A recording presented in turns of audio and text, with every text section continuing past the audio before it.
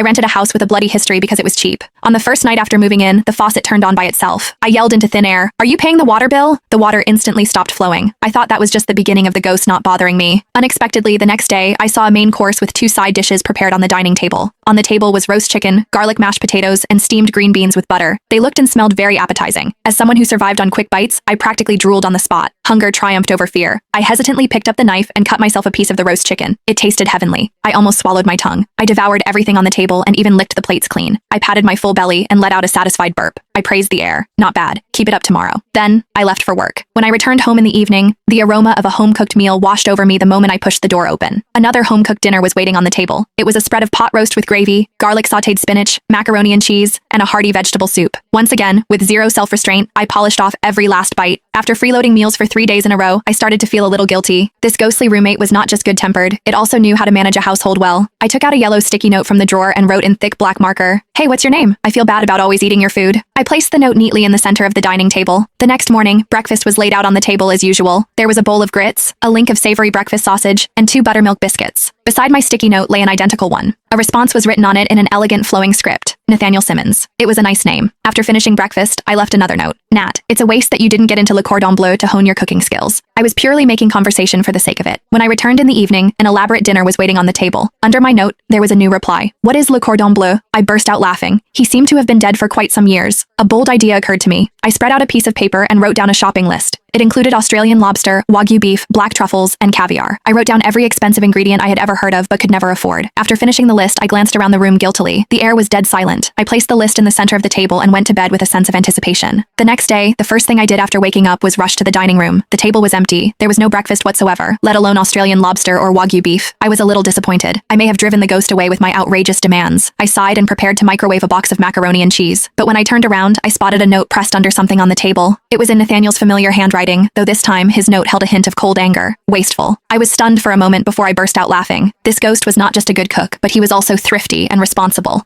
I liked that.